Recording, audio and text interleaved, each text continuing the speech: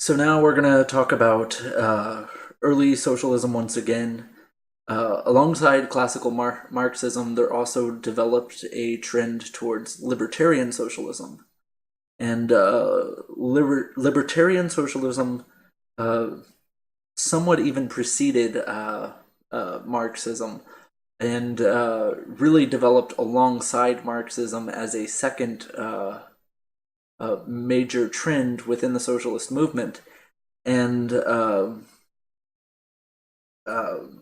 this libertarian socialist trend, like Marxism, developed a full system of socialism or a full system of socialist thought that went beyond the proto-socialist ideas that you saw with early socialism. So I just want to recap some of the proto-socialist ideas because you'll see some of those ideas uh, influence libertarian socialist thought. So you had Saint Simon and his idea that industrial organization would replace political organization, so that the state is ultimately replaced by organized labor. You had Louis Auguste Blanqui, who suggested that socialism could only come about by violent revolution. You had Robert Owen, who pushed for workers' cooperatives and the organization of labor. Uh, you had Charles Fourier, who viewed property as the cause of social chaos and saw cooperation and compassion as the keys to fixing the social problem. And Fourier was also very suspicious of trade. Um, so, drawing on this proto-socialist tradition, people like Proudhon developed a comprehensive socialist philosophy, but one that is more thoroughly anti-authoritarian and anti-statist in nature. So they present an alternative, non-Marxist form of socialism. Uh, this alternative non-Marxist form of socialism becomes known as libertarian socialism. Ideas from libertarian socialists like Proudhon end up influencing the ideas of Marx as well. But the ideals of Marx also come to be influenced, or also come to influence libertarian socialist thinkers like Bakunin and Kropotkin. So there is somewhat of a free exchange of ideas between libertarian socialist thinkers and Marxist thinkers. Um, so libertarian socialism has also been called anarchism. Libertarian socialists like Proudhon, Bakunin, and Kropotkin called themselves anarchists because they put the goal of abolishing the state at the center of their political philosophy. Um, an, an early anarchist slogan was "All anarchists are socialists, but not all socialists are anarchists." Rudolf Rocker used this line to emphasize that anarchism as a political philosophy is rooted in socialism. From the perspective of classical anarchism, the idea of a non-socialist variety of anarchism is absurd and incoherent. The idea of abolishing the state is a socialist idea. So let's jump into the founder of modern anarchism, the first libertarian socialist philosopher, Pierre-Joseph Proudhon. Uh, uh, when reading the works of Proudhon, I'm always fascinated and astonished by the obscurity and apparent inconsistencies on the one hand, and the utter brilliance on the other. Um, uh, Proudhon is really a fascinating writer because uh, the idea of contradictions is inherent or is like central to his thought. So it can be kind of difficult to grasp what he's talking about at times. But the main topic of this particular video is going to be Proudhon's analysis of property. So Proudhon starts by asking, what is property? So, like, when we speak of property, we assume that the term is straightforward and simple. We assume that everyone knows what we are talking about. However, property is a human convention. The institution of property can and does take many different forms. When approaching the question of property, we must approach it anthropologically. Proudhon has a nuanced dialectical approach. One cannot simply be either for property or against it, because the issue is too complex for such a simplistic dichotomy. There are a multitude of different sorts of property arrangements, and each of them has its pros and cons. Systems of property are always adapted to specific historical circumstances. There are many different types of property arrangements. For example, there's allodial arrangements, feudal arrangements, fee simple property, usufructuary arrangements, collectivistic arrangements, communistic arrangements, geoist arrangements, etc. There are at least 5 different types of private property. So the simplistic dichotomy of private versus public property is not very useful for someone who wants to seriously consider the question of property. Les Antman, a libertarian socialist theorist, following Proudhon's dialectical analysis, says the following in an essay titled, Is Property Theft? All anarchists support property, including those who oppose property rights, and all anarchists oppose property rights, including those who support property rights. Context is everything. So are definitions.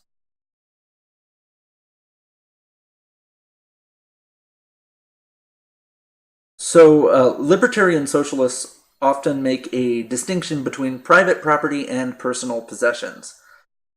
Possession is a simple matter of fact. I am in possession of this. Property, on the other hand, is a social arrangement, established through custom or legal institutions. In other words, possession is objective and clearly defined by the nature of the case, whereas property is more relative and established by societal standards. For instance, I may have property rights over things that are not in my personal possession. I can rent out the use of my property, say an apartment or a car, and it remains my property, even though it is now in the possession of the tenant or user. This distinction is not just made by libertarian socialists, but by nearly all socialists.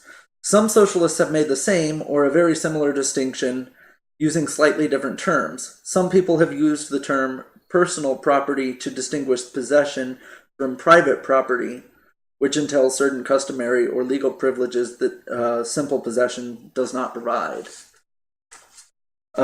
Communists have argued for the abolition of property, but they still uphold the right of an individual to have and control their own personal possessions. They still hold that people are entitled to the product of their own labor. If anti-communists would get this simple distinction through their heads, it would go a long way towards helping people understand what the other side is actually advocating. Proudhon was not a communist, although his thought did have a significant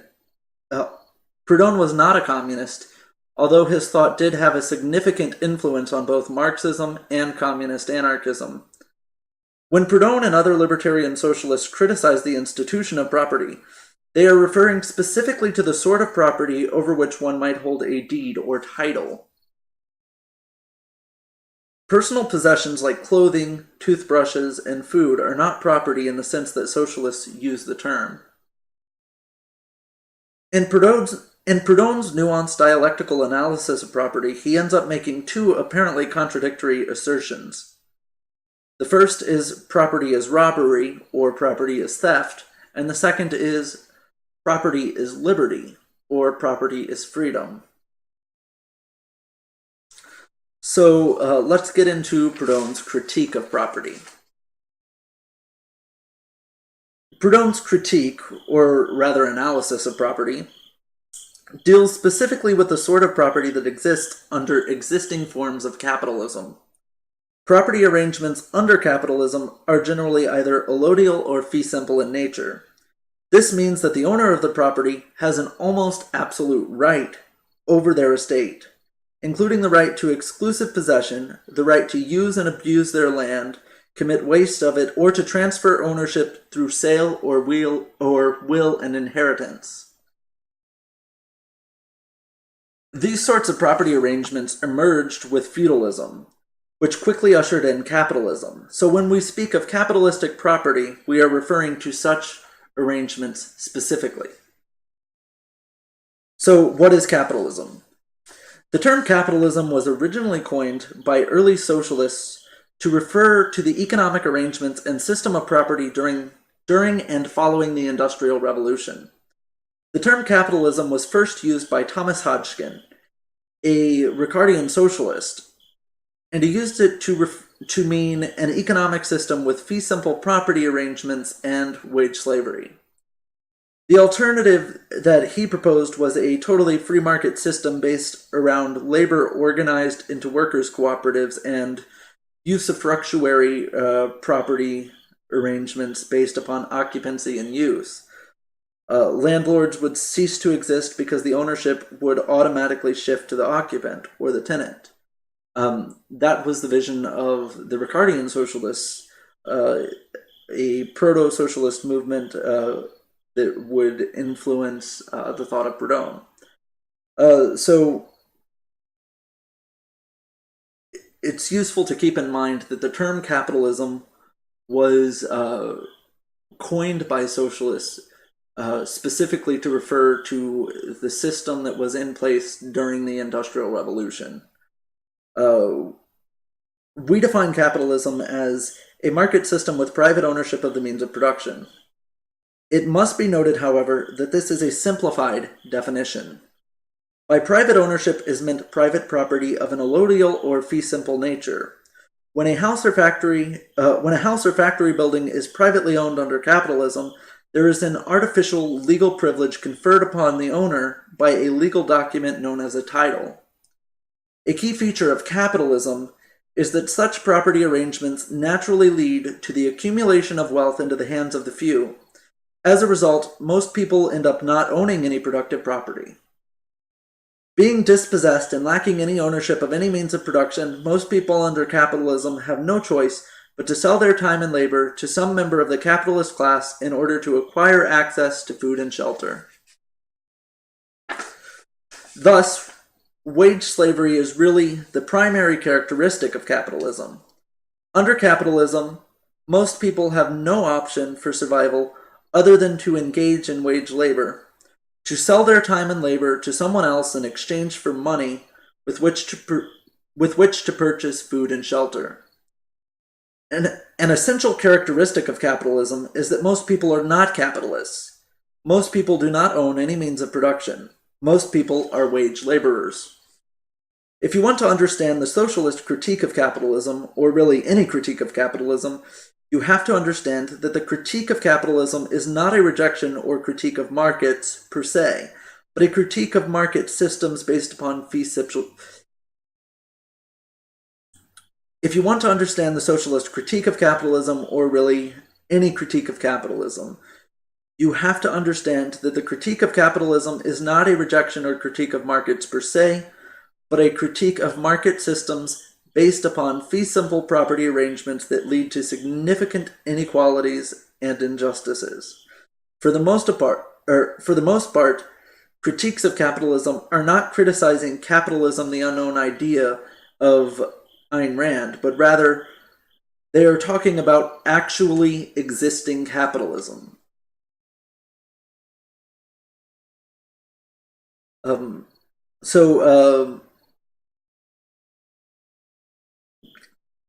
Delving further into Proudhon's critique of property, he talks about this idea of property as theft. And to understand this, it's might be helpful to to backtrack and touch on the classical liberal understanding of property, specifically the theory of property that comes from John Locke. John Locke had tried to justify the institution of private property over land by an appeal to the notion that a man is entitled to the product of his own labor. When a person comes across unused land, he can acquire it by adding his labor to it through cultivation or by building something upon it. Libertarian socialists would continue to assert that people are entitled to the full product of their own labor, but would also insist that this does not justify capitalistic property arrangements. Locke's argument doesn't seem to justify all the legal privileges associated with property today. Ricardian socialists like Thomas Hodgkin had argued instead for what they called natural property rights as opposed to artificial property rights, by which they meant a natural system of property based upon occupancy and use as opposed to an artificial system of property based upon legal titles granted by government. Proudhon draws a comparison between capitalistic property and the right of albine in French and Roman law. Under the right of albine, the monarch would inherit the possessions of any foreigner that happened to pass away while inside the boundaries of his own kingdom. Property, according to Proudhon, is monarchical. Property is monarchical. The proprietor is a little king, sovereign over his own land. In England, this really is the way that private property is viewed, where the dictum, "a man's home is his castle," has become commonplace. The institution of property makes the proprietor a little king or monarch. He is a sovereign lord over his land, hence the term landlord. The landlord enjoys a right of albine analogous to that enjoyed by a king. If a tenant is evicted or passes away, everything that the tenant left behind becomes the sole property of the landlord. For our purposes, we can consider a mortgagee or bank as a type of landlord. When one borrows money to buy a house, the real owner of the house is the bank until the loan is paid off. If the borrower fails to pay off his loan, the house and any improvements that he has made become the property of the bank. The bank, in this scenario, is really the landlord. Under capitalism, most homeowners have a mortgage, meaning that they are not the true proprietors. Instead, the bank that holds the mortgage holds the title for ransom until the mortgage is paid off. Consequently, the arrangement is as if the homeowner were a renter or tenant and the bank were the landlord. However, as far as landlords go, the bank is in a privileged position of not having any of the responsibilities that landlords usually have. The bank is not responsible for maintenance and repair. A closer look at the right of albine. Let's give a closer look at the right of albine as it applies here. If a homeowner contributes value to the property, say by remodeling or building new structures upon the land, that then happens to become insolvent, the bank will foreclose upon the property. Not only does the original proprietor and not only does the original property and its value get transferred back to the bank, but increases in value contributed by the homeowner also go to the bank. Say I purchase land for $30,000, then build a $60,000 structure upon the land. If I suddenly become unemployed and cannot keep up with my payments, the land and all the structures become the property of the bank. The whole property, which is now worth $90,000, is foreclosed upon and becomes the property of the bank. Banks usually profit off of foreclosures. Banks make money off of making bad loans. Suppose that the homeowner had already paid off half of his mortgage before becoming insolvent. The bank keeps the $15,000 that the homeowner already paid, reclaims the $30,000 piece of land, and takes the $60,000 structure that the homeowner built upon the land.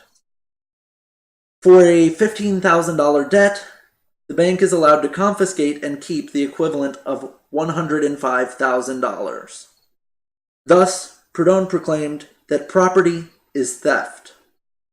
This sort of injustice or unfairness is inherent in the capitalistic system of property. If a bank lends to someone who can't pay off their loan, that is, if the bank makes an unsound loan or a bad investment, why should the bank be allowed to profit off of that loan? When the bank forecloses, shouldn't they have to sell the property at market value and keep only the amount which the debtor still owed, and have to remit the excess back to the debtor? Why should the bank be able to make money off of improvements to the property that were made by someone else? If John Locke was right, and property is justified by the contribution of labor, then the individual that built the structures upon the land would be entitled to ownership of those structures, even if the bank had claim upon the land itself. It should be noted that capitalistic property arrangements do not only involve a sort of implicit theft, but also create an incentive for banks to make bad loans. If banks can profit off of foreclosures, then it isn't necessarily in their best interest to make sound loans. This had a lot to do with why we had a bust in the housing market and the financial crisis in 2008. Banks often make more money by making bad loans than by making sound investments. If they lend to someone that might not be able to keep up with their payments, they might be able to foreclose and make more money. So it is more profitable to make riskier loans than to go with the safe bets. This capitalistic system of property encourages risky speculative investment and causes the economic system to be inherently unstable. We end up with a boom and bust cycle, alternating between phases of easy credit when almost anyone can get approved for a loan to buy a house, followed by a bust when mortgagers become insolvent and banks start to foreclose on homes. The boom and bust cycle naturally follows from the capitalistic system of property. Thus, economic instability is an inherent part of the capitalistic system. At the same time, the disparity of wealth between the rich and poor grows with every new foreclosure. Each new recession leads to less money in the hands of ordinary folks and more money in the hands of banks and their shareholders. As capitalism progresses, bankers and rentiers accumulate massive amounts of wealth without actually producing anything. The system tends to concentrate the ownership of capital and land into the hands of the few. The small group that owns land and capital is the capitalist class. The rest of the populace lacks ownership of capital or productive property and must therefore sell themselves and their time and labor to the capitalists. They have no way of surviving except through wage labor. This is what we call wage slavery, a condition where there are no viable alternatives to wage labor as a way of surviving. Of course, private property also means that factories are owned by private individuals with accumulated stocks of capital. Nevertheless, as Engels observed in Socialism, Utopian and Scientific, production is carried out on a collective or a social basis. People collectively work in the factories to produce things, but the bulk of the wealth produced is confiscated by private individuals at the top in the form of profits. Proudhon also puts forth the idea of surplus value, the notion that the workers produce more than what they receive in wages. The largest part of the wealth The largest part of the wealth produced by the working class is appropriated by the idle class of capitalists who employ them. As Noam Chomsky observed, we also have a tendency to socialize the costs while privatizing the profits. The disposal of industrial waste is done at the cost of the public, but the appropriation of wealth produced by industry is totally private. I am here reiterating points that I covered with when I was talking about classical Marxism. But I do this because these ideas are shared also by Proudhon and the Libertarian Socialists. And some of these ideals were actually first put forth by Proudhon. I should also note that the Libertarian Socialists identified as anarchists. Proudhon was the first person to seriously refer to himself as an anarchist. He took the socialist idea of replacing political organization with industrial organization or labor organization, and he put that at the center of his philosophy. Thus, libertarian socialism is an anti-statist ideology. Since libertarian socialism is anarchistic, we should also note that capitalistic property is inherently statist. The right of property under capitalism is linked to an artificial legal title granted by the government. From an anarchist perspective, this could also be used as grounds for critiquing the institution of property.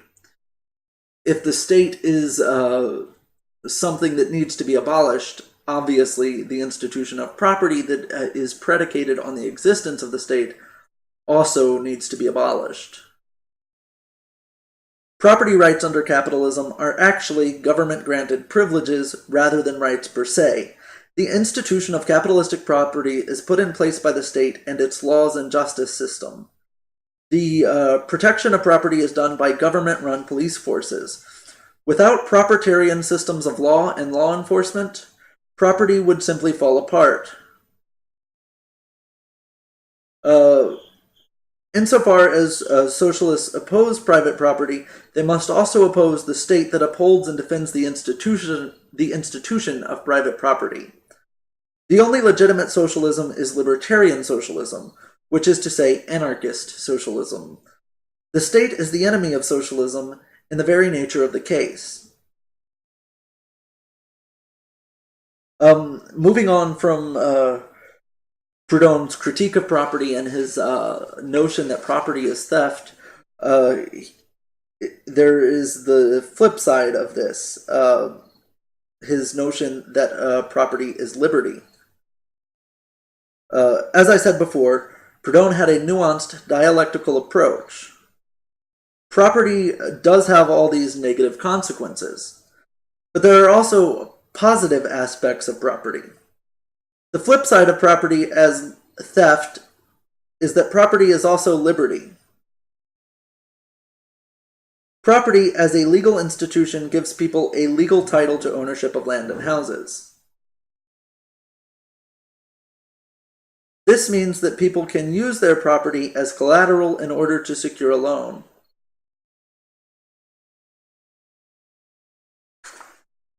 An individual that is relatively poor or in the middle class that happens to own a home and have it paid off can borrow against their home in order to start a small business or something of that nature.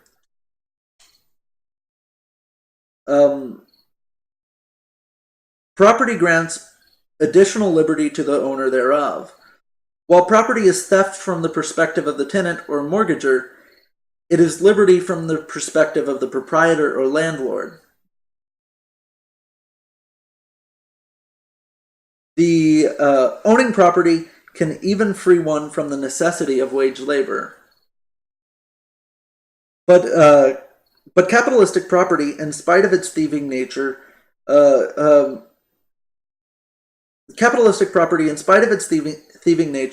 can also have benefits even from the perspective of the tenant. A tenant can push certain responsibilities, such as maintenance and repair, off onto the landlord. Being a tenant has less startup cost associated with acquiring a place. Renting is initially cheaper than buying property, paying to have a structure built to use as a home or business. But at the same time, renting quickly becomes more expensive than buying as rent payments add up. Rent under capitalism is always more expensive than it needs to be because the rent has to cover the mortgage of the landlord, the cost of maintenance and repair, as well as leave some excess for him to accumulate as profit. As far as Proudhon was concerned, we live in an imperfect world, so injustices will be unavoidable. However, we ought to strive for a system of property that minimizes injustice and approximates justice to the greatest degree possible. The task then will be to devise an alternative system of property arrangements that is more equitable. There is no perfect one-size-fits-all solution to the problem of property. Property is simultaneously good and bad. Property is simultaneously robbery. Property is simultaneously robbery and liberty, theft and freedom. This analysis is the starting point from which Proudhon starts when he makes his proposals for social reform. And the goal that Proudhon is pursuing in his proposals for social reform is to devise a new system that keeps the benefits of the institution of property, but does away with the negative aspects of property.